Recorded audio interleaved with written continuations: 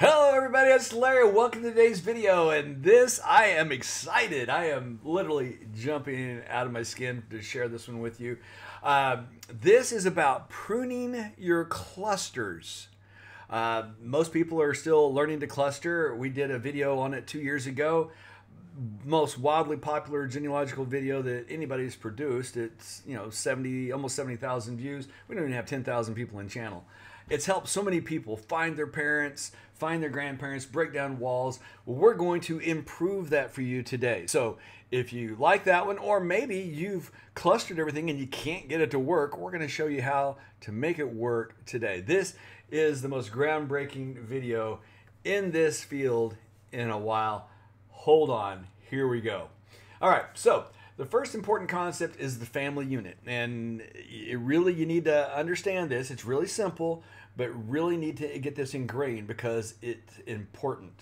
All right, so dad is not related to mom biologically. So here's dad's row. He's related to himself, to his son, to his daughter, but not to his wife. We'll talk about endogamy, entirely different video. You can figure it out. There are rules that apply, but that's not in this video.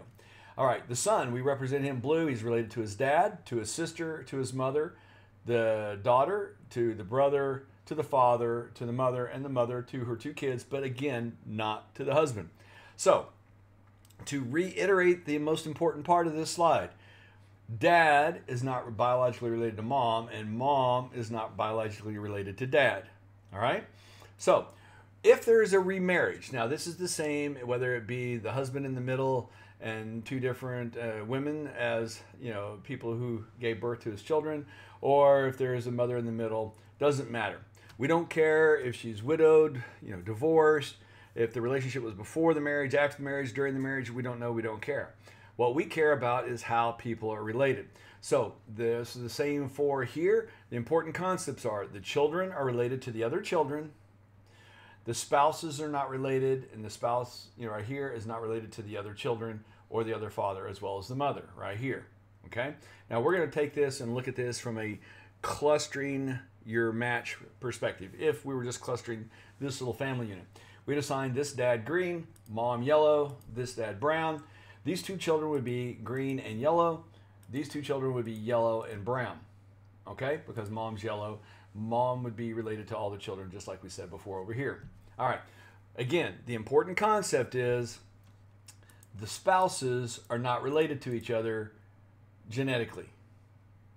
Okay? They will never be related genetically. All right? So here we go. This is my family tree.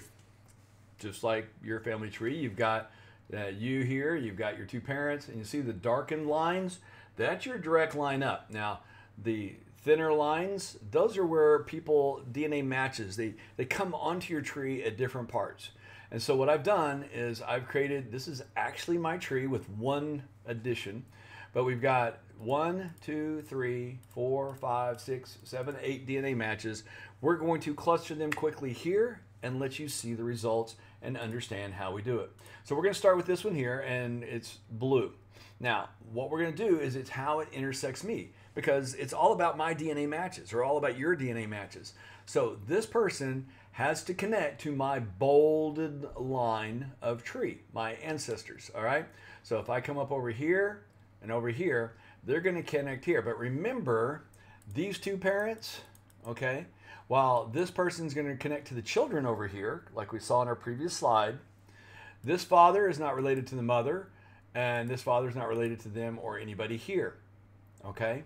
By the same token, these kids are not related to the other father. And just to kind of point that out again over here, these kids don't have any green. They're not related to the other father. So when we cluster blue, that's important. So when we cluster blue, it comes up to our intersection. Now, wherever they intersect, anybody up or down would be matched in blue.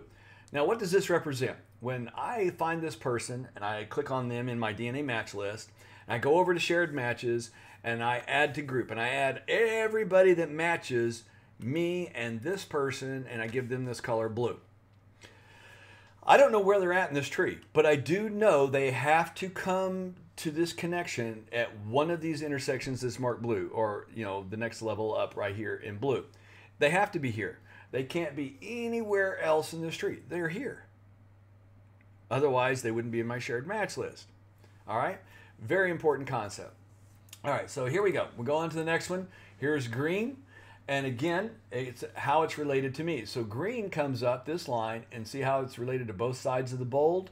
Okay? This is the one spouse, this is the other spouse.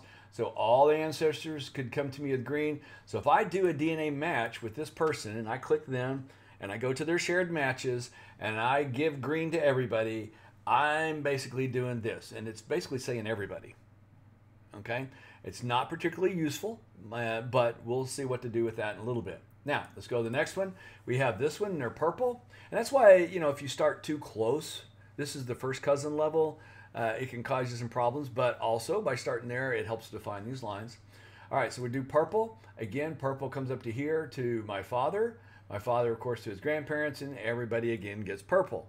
Except for the spouses, these three spouses. They don't get it. And then, of course, everybody on my mom's side. All right, so we'll do it again with red. And this person intersects right here. Not over here, because remember the concept that we did on the early slides about, you know, the spouses and these children not related to the other dad, okay? And if they're not related to this dad, then they can't be related either. So we come up, get their ancestors, and come down. Now, in order to make this quicker, I'm going to just say, okay, we're going to do these in yellow, and then it's the same thing through the single intersection. And then we do the next one is brown through a dual intersection. And now you're starting to understand why I don't like the kin and half kin. It's single or dual. So we come up here, and they've got a dual kinship to me on this line, and so it goes up both lines. And then lastly, over here with this color, medium blue, and they have a single connection to me. All right, not a dual.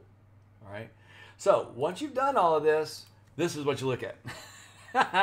And this is what confuses people. Now, it's really obvious to see, you know, mother side, father side, because you got these pastels over here, and you got, you know, these darker colors over here. So this is something that everybody can pretty much see. Okay, I know father side, mother side. That in itself is good. All right, don't get me wrong. That in itself is good. But let's look at this from another perspective. Remember, we talked about the different colors. You see blue, all right? This is the one we started with, blue. Do you see any blue here? No? Okay, so blue is an important color. It differentiates. We want to keep it. What about purple? Well, I see purple everywhere. That's not really helping us. What about green? Green is everywhere. It's not really helping us. And red I see over here. So first, let's just remove purple. Let's just remove the group. We're going to uncluster. We're going to go. We're just going to delete that color. Now look at what we have. It's starting to shape up. But now green, remember, is everywhere. So now we're going to delete the green. We're going to prune off green. And look what we're left with. We DNA matched all of these people. Okay, and that was good. But now we can tell which ones are useless matches, DNA matches as far as telling anything distinguishable. And we pruned them off. So now we have the grandparents. And we're going to do the same thing on the other side. We see yellow's distinct. Brown is everywhere, cyan is everywhere, medium blue's on that one side. So let's start by pruning off brown, and then cyan's everywhere, so let's prune off cyan. Here we go. Now we pruned our clusters, and we have very distinct 4 grandparents right here. And we started by clustering all these people, but by pruning it, we're down to this point. Now, some of you may be going, well, what about the next level up? Let's talk about that for a minute. Now, if you understand the folded ball and pattern method, basically what that means is folded means you're counting up and down at the same time. So this relationship to me, a parent is 3,400.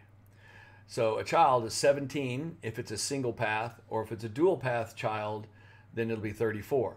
So 34, 17, and if it's a dual, it's 34. So this one node, the descendants will be 34 or 17. So 34, 17, those at the next level, these 2 levels will be 850, 425, up here 212, 106, and then over here 53, 26, and then up here 13, and since Ancestry doesn't go below 8, it would be 6, that's below 8, so it's 0. So you get 13 or 0 up in this row. You can actually start dropping off at this top row right here. This is actually where the DNA drop-off is. It's rare that you get a drop-off here, but it does happen. It's pretty common up here. It's actually it's starting to be normal that you'll have some drop off, and the further back you go, the higher the percentage, to a couple more back and it's completely gone. So when you've done that, all right, now we've made our clusters and we've turned it from this mess into something usable. So how do you really prune your clusters? Well, that's a great question. So now what we're going to do is we're going to go over to Ancestry, look at the DNA match list. And so right here, you notice that everybody's got blue. You got yellow, single on, you got yellow and brown, so we got some distinguishing, but everybody's got blue. So we're just going to get rid of, see, I've got group to pruned, mistyped that, prune. All right, so we come up here, click on it. If you didn't notice, you click on the pencil to the right, all right, and delete group. Yes, I want to delete the group. And now that group is gone. All right, so now what you're left with, you're left without the blue, and you've cleaned it up, and now you've got this. All right, so is this really legit? I told you this was my tree. So what I'm going to do now is I'm going to show you this person right here. I'm going to show you this person in my DNA match list right here, and then I'm going to show you this person in my DNA match list that was able to give me this. All right, so if I come down through here and go through my match list, this person right here, I'm going to click on M.R, and I'm going to come up here to the shared matches. And now notice, a few of them right here have yellow and brown. But then right about here, it's all yellow, okay? So over here, instead of yellow and brown, I've got blue and red, but you've got these that are both, okay? And then once you get to this point and beyond, it's all that singular color. All right, so now we'll go back over to that list, and I'll show you the other one. All right, so now we're going to go just a little bit, and let's pick the other person out. Here's on the other side. Go to the shared match list, and again, you see how you've got the dual colors, not because he's a dual color, but because there's dual colors that both share, and I'll show you that. And then notice once you get to this point, it's all a solid color, except this one slips in, and that kind of tells you that maybe there's some more in play here. All right, so let's go back, look at our list. Here he is. Because it has a dual color doesn't mean he has a dual color. It means that we're related to people with dual colors, which are these right here. Okay, but once we get further up back in my tree, once those centimorgans, got smaller, once they get smaller, okay, then we're dealing with the further back part of the tree, which is a singular color. So what do you do now? We've pruned it. This is great. We can already start to define our line, but I want you to be able to take this even a step further. So how do you do that? Well, you recluster. You take these that are a singular brown and you recluster them. So how do you do that? We're going to go back to the main list, and we want to get all the people that are just that one color. Okay, so we take the groupings, we say we're just going to take the brown, and so these are people that have brown in them. And what we're going to do, and we're going to have to do a little bit of this manually, we're going to do this only with people who have, a single color. The ones that already have a color, we're not going to worry about because we've already defined them. We know where the dual color is. So we're only going to be reclustering those with a singular color. So right here, we're going to start with like this person, and we're going to go through and we're going to add another color. And then we're going to continue working down this list, adding only to the singular brown colors. We're going to skip this one, add to here until we get more information. And once we do, we're going to be able to do the same thing that we've done here at the grandparent level. We're going to be able to do it up here at this level and be able to define these lines. And it's going to get all jabberwocky, and it's going to end up looking, pretty much like this. But then we're going to prune out those unnecessary colors when we get up here. We're going to keep these four colors. We're never going to get rid of these. We're going to define this nine. And for me, this is McFarland. Okay, this is Brown. And over here, this is Perryman. And this is Collins. And I know these are my four lines.